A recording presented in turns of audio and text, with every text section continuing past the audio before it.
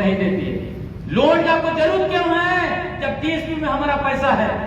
Tribal सब plan, संविधान का अनुच्छेद 275 आपका समझने का अधिकार है, उसको लेने आपका चतरा का डीसी ने 4 करोड़ रुपया से कहीं टॉयलेट बनाया, कहीं कुछ बनाया, कहीं फर्नीचर खरीद, जम के पैसा लूटा जा रहा है। उसके बाद क्या किया जा रहा है, यहाँ टीएसपी ट्राइबल सब प्लान का पैसा, मैं प्लानिंग कमीशन में 2 साल फाइनल का मेंबर था। प्लानिंग कमीशन का गाइडलाइन है कि टीएसपी का पैसा आदिवासियों को पढ़ाने के लिए, हायर एजुकेशन के लिए 50% खर्च करता है।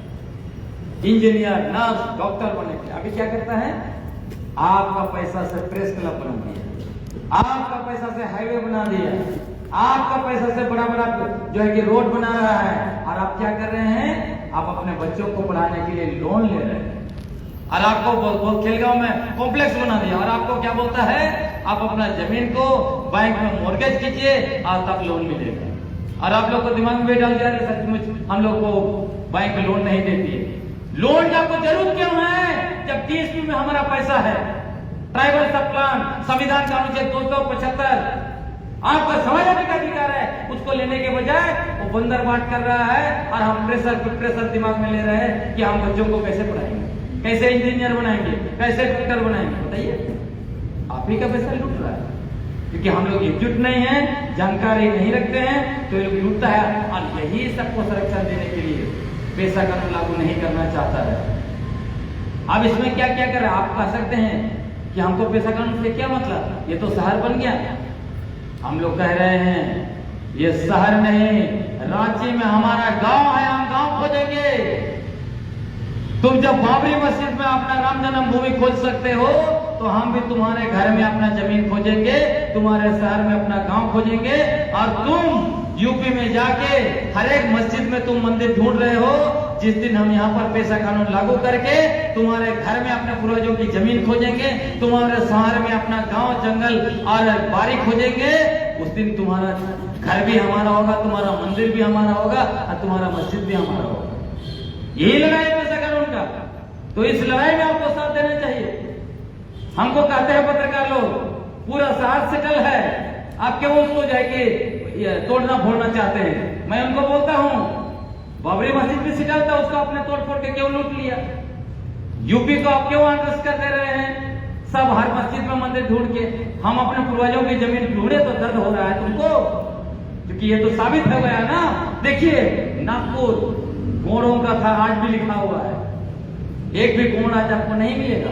गोंड राजाओं का शासन चलता था नागपुर में, आज आरएसएस का हेडक्वार्टर बन गया। पूरे देश में कैलिफोर्निया यूनिवर्सिटी का डीएनए रिसर्च आया, बोला भारत में सबसे पहले हंटर और गैदरर्स यानी आदिवासी रहते थे। इसीलिए हम लोगों को क्या बोलता है, 75 साल से राष्ट्रव्यापी अभियान चलाया। आदिवासी का दिमाग में वनवासी शब्द डालो, आदिवासी बोलता है तो डर लगता है।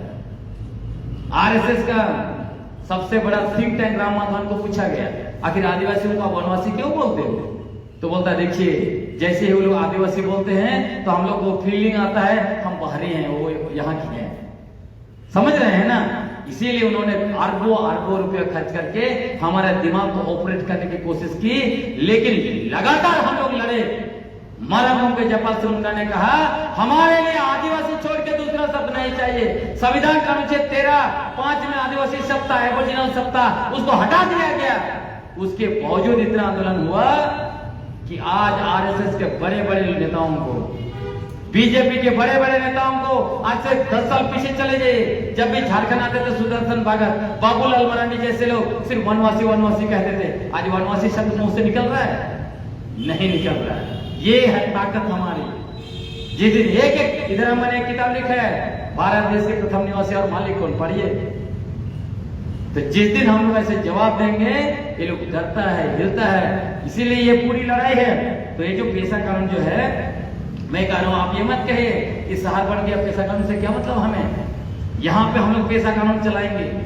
अनुसूचित क्षेत्र है, तुमने और तरीके से नगर पालिका यहाँ पे बनाया, हम उसको नहीं मानेंगे। क्या बोलते हैं, मानना चाहिए इसको? नहीं मानेंगे। यहाँ हम गांव खोजेंगे, हम ग्राम सभा बनाएंगे।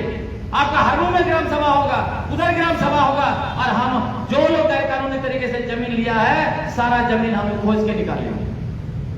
हिलने लगेगा ये लोग जिस दिन पैसा कानून लागू हो जाएगा। इसीलिए हमारे सारे नेताओं का पीए अपने लोगों को रखता है ताकि उसके थ्रू पता चले ये लोग क्या कर रहा है, और इसीलिए नेता लोग अभी तक लागू नहीं कर रहा है, डर रहा है।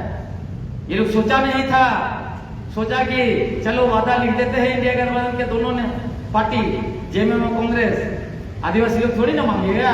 ये लोग को तो पता नहीं था कितना बड़ा आंदोलन मूवमेंट जो है खड़ा हो जाएगा। अभी इनको लग रहा है करे तो क्या करे, गले की हड्डी बन गई ये पैसा का नहीं। तो अभी लोहा गर्म है, हथौड़ा मारने का समय है। इसलिए हमारा आह्वान है, जिस दिन हम लोग मोराबादी आह्वान करेंगे आपके एक एक घर से आदमी भर जाना चाहिए, ये आपको जवाब नहीं लेना पड़ेगा। क्या लेंगे? क्योंकि आप खूटी और तौर पर सिमडेगा से कितना आदमी ढोके लाएंगे? पैसा कहाँ हम लोग पर? हम लोग तो अपना समय दे रहे हैं पूरा समाज के लिए, हम लोग अपना चंदा कर करके पूरा मूवमेंट चला रहे हैं। इसलिए ट्रक का ट्रक, बस और बस गांव से आदमी नहीं ला सकते, रांची के लोगों को ही निकालना पड़ेगा। तो जिस दिन हम लोग मोराबादी भरेंगे देखिएगा दिल वो हिलने लगेगा। तो हम लोग चाहते हैं कि हर मोहल्ला में संगठन बने। आपका धार्मिक संगठन रहने दीजिए, काम करिए, लेकिन सामाजिक संगठन, आदिवासी क्षेत्र सुरक्षा परिषद जैसे संगठन हर मोहल्ला में जिस दिन खड़ा हो जाएगा देखिएगा आपका कोई एक इंच को छीन नहीं पाएगा, आप अकेले नहीं होंगे। तो इसीलिए पैसे कानून की जरूरत है। अब इसमें देखिए क्या क्या गड़बड़ किया है। ग्राम सभा का सचिव सरकारी सचिव को बना दे रहा है। बताइए, हमारे ग्राम सभा में सरकारी सचिव होता था हमारे पूरे के समय में, नहीं चलेगा। विशेष बैठक बुलाने का अधिकार मुखिया को दे दिया। हमारा ग्राम प्रधान क्या करेगा? मतलब इसमें आप ज्यादा नहीं जा रहे हैं, समय नहीं है। कहने का मतलब यही है कि हमारा पारंपरिक ग्राम सभा को सरकारी ग्राम सभा बनाने का ये नियम है। दूसरा, हमारा जो ग्राम प्रधान का अधिकार है उसको छीन के मुखिया को बैठा रहा है। मूल चीज समझिए, क्योंकि आप लोग सब विद्वान लोग हैं तो इसको पढ़िएगा, इसलिए मैं एक नहीं बता रहा हूं, जैसे गांव में हम लोग बताते हैं। फिर हमारा जो ये नौकरशाही व्यवस्था है, ये नौकरशाही व्यवस्था हमारे पारंपरिक व्यवस्था पर थोपता है। ये व्यवस्था थोप रहा है, मतलब परमानेंट कर देगा। क्या है? जैसे कि पारंपरिक बाउंड्री, वहां बालू है, नदी है, उसका मालिक ग्राम सभा, लेकिन इसके द्वारा क्या कर रहा है? जेपीआरए के द्वारा उसका मालिक बना दे रहा है डिस्ट्रिक्ट मिनरल फाउंडेशन ट्रस्ट, और घाट कैटेगरी 1, 2 बना रहा है। अरे वहां बालू का कैटेगरी 1 और 2 कैसे बनाओगे? और जो ज्यादा बालू निकल रहा है उसको कैटेगरी 2 में, उसको हैदराबाद की कंपनी को ऑक्शन कर दिया, और जो खराब बालू निकल रहा है उसको ग्राम सभा को दे रहा है। बताइए कितना बड़ा खेल है ना? उसी तरह भूमि अधिग्रहण में सहमति नहीं, 33% इसमें लिख दिया। भूमि अधिग्रहण पुनर्वास कानून भी बोलता है 70%, और ये लोग 2016 में रघुवर दस कानून बनाया, ये नियमावली बनाया 33%। यहाँ सरकार भी 33% में नहीं बनती है, सरकार बनाने के लिए भी 50% चाहिए। तो आदिवासी जमीन लूटने के लिए 33% की व्यवस्था किया। और यही रघुवर दास लैंड बैंक बना के सरना स्थल को लैंड बैंक में डाल दिया था। खूंटी में 25 साल का घर हम लोग कैसे उजाड़ दिए? जब लैंड बैंक बनाया 2016 में, मैंने पूरा दस्तावेज निकाला, एक एक लैंड बैंक को गिना, और मैंने निकाला खूंटी का 541 सरना स्थल का 488 एकड़ जमीन को डाला था। इधर एक सीएनटेक पर एक छोटा बुकलेट है, उसमें मैंने उसको एक चैप्टर दिखाया।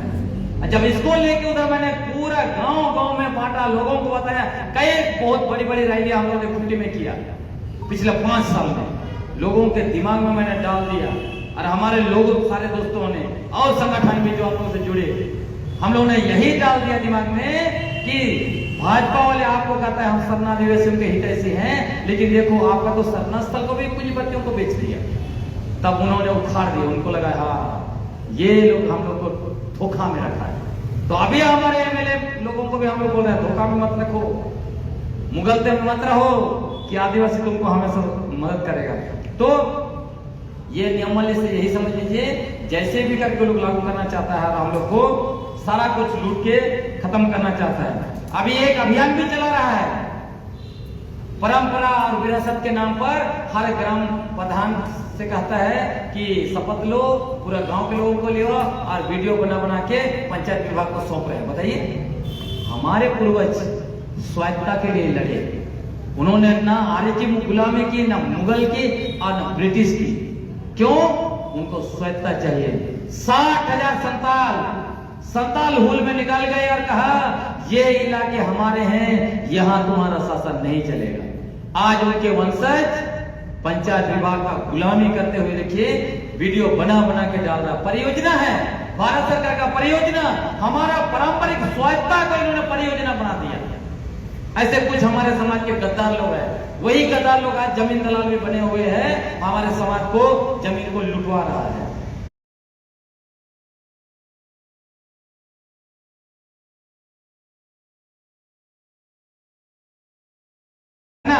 तो ये समझना पड़ेगा क्या कर रहे हो।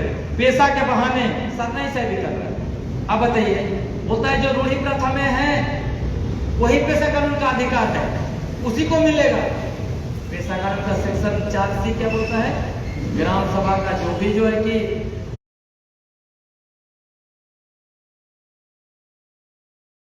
मेंबर होगा वो वहां का वोटर्स होगा, मतदाता सूची में होगा। फिर लोग सरनाई के नाम पे भ्रम फैला रहा है। इधर गैर आदिवासी लोग भी बोल रहा है, उधर एनजीओ वाले लोग हम लोग के खिलाफ में लगा हुआ है, वो लोग भी जेपीआरए को हिला। एनजीओ पर भी नियंत्रण किसका होगा? ग्राम सभा का होगा। जितना अधिक लोग हमारे नाम से पैसा खाया है एनजीओ बना बना के, सब पर ग्राम सभा पूछेगा कौन सा परियोजना है दिखाओ। ये लोग नहीं चाहता है, और जेपीआरए में तो व्यवस्था नहीं है, इसीलिए ये लोग चाहता है जैसे भी जेपीआरए हो, है ना। तो एनजीओ